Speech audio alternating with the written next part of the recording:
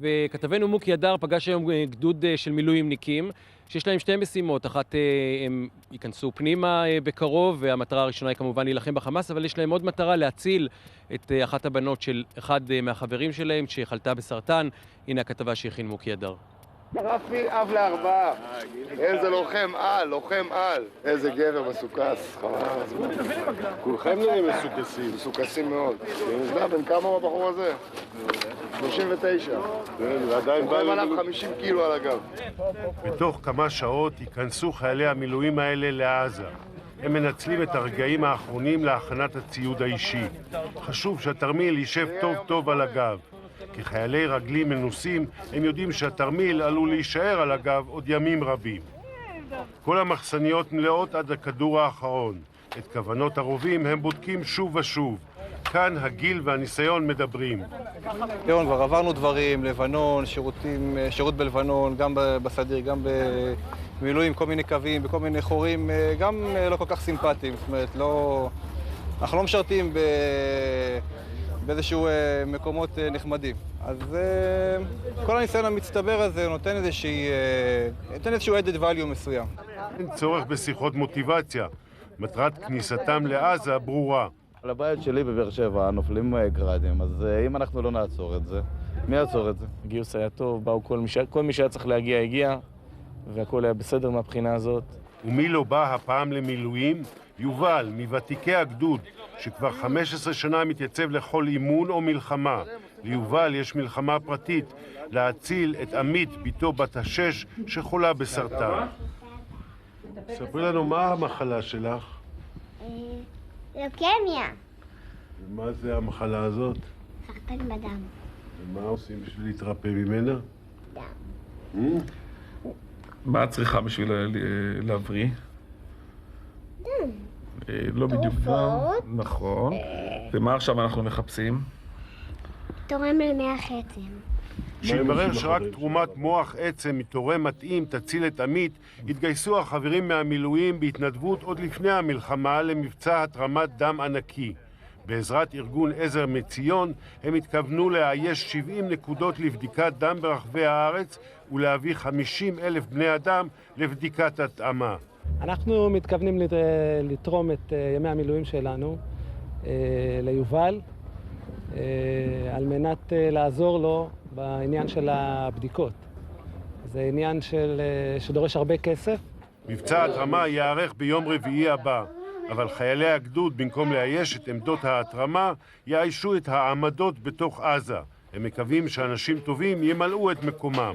לא מדובר רק בסופו של דבר רק בבת של יובל. יש עוד הרבה ילדים אחרים שמחכים לתרומת מח עצם או צריכים לתרומת מח עצם ובעתיד יזדקקו לתרומת מח עצם. וכל מי שכרגע נכנס למאגר, בסופו של דבר יוכל להציל מתישהו ילד אחר, ללא ספק. הרגעים לפני הכניסה לקרב הם הקשים ביותר. את הפחד להיפגע אפשר להרגיע במקצת על ידי התעסקות שוב ושוב בבדיקות הציוד.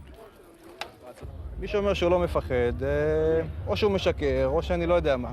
מפחדים, אבל יש גם שליחות, אתה בשליחות מסוימת. אתה לא אדם פרטי, אתה חלק מכלל, אתה מכלל ישראל.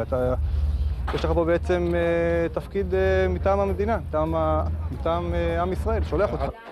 גם במשפחה של עמית פוחדים, אך מקווים שאם באמת יגיעו 50,000 מתנדבים לבדיקת התאמה, יש סיכוי טוב להצילה. כל הגורל שלך תלוי היום בעצם במציאת בן אדם שהמבחנה שלו תהיה המבחנה שמחזירה את החיים למקום הזה. ואתם רואים את הילדה, תסתכל, full of life, full אנרגיה, ילדה שמחה, ילדה אנרגטית. אם תחזיר לה את השיער ותוריד לה את הזונדה, אתה פשוט מאוד ילדה בריאה לחלוטין. שיר למעלות אשא עיניי להרים, מאין יבוא עזרי. לגדוד המילואים הזה יש עכשיו שתי משימות, לנצח בקרב עם חמאס ולנצח בקרב את הסרטן של עמית. עושה שמיים וארץ, הניתן למות רגליך. ושיר התפילה המרגש ילווה אותם בדרך לניצחון הכפול. הנה לא ינום ולא יישן שומר ישראל, השם שומרך, השם צילך, על יד ימינך, יומם השמש.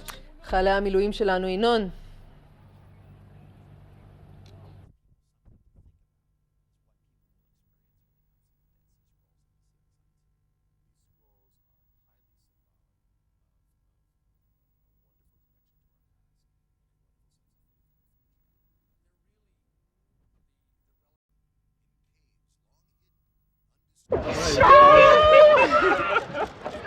שהחיינו, קיימנו והגיענו לזמן הזה.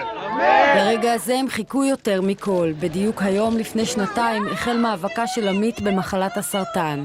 עכשיו היא סוגרת מעגל וחוזרת לישראל בריאה. תודה רבה לכולם ותודה לכל העם הנפלא שלנו.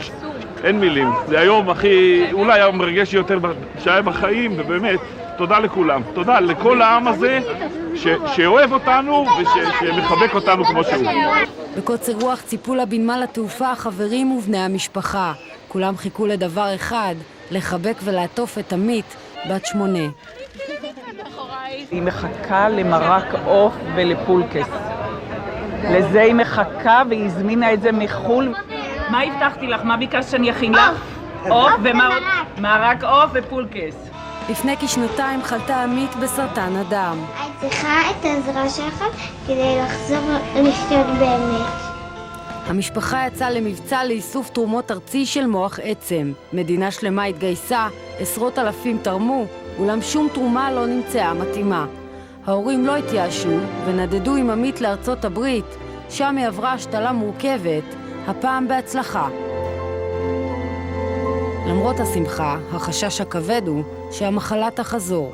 אנחנו לא משתמשים במילים יומרניות של ניצחון וזה. אנחנו חזרנו עם ילדה בריאה, כמו שאמרנו. זה לא כמו בספורט שיש איזה ניצחון ויש לה נפגע והכל. עמית חזרה בריאה, אבל כולם יודעים שהמחלה הזאת היא מחלה שלא מנצחים אותה מהר. בעוד כמה ימים תגשים עמית את החלום ותשוב לחברים בכיתה ג'.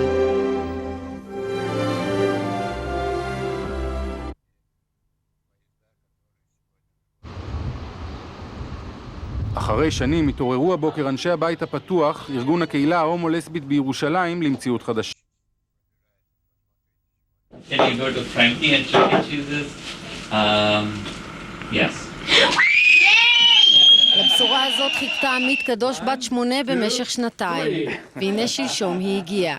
עמית ומשפחתה נכנסו לחדרו של דוקטור פרסר, מנהל מחלקת השתלות בבית החולים דיוק שבצפון קרוליינה. שם נאמר להם, הכל מושלם, כל תוצאות הבדיקות תקינות. אני לא מאמינה איך דוקטור פסרת אמר שאולי עוד 3 שבועות אנחנו בישראל. אני לא מאמינה.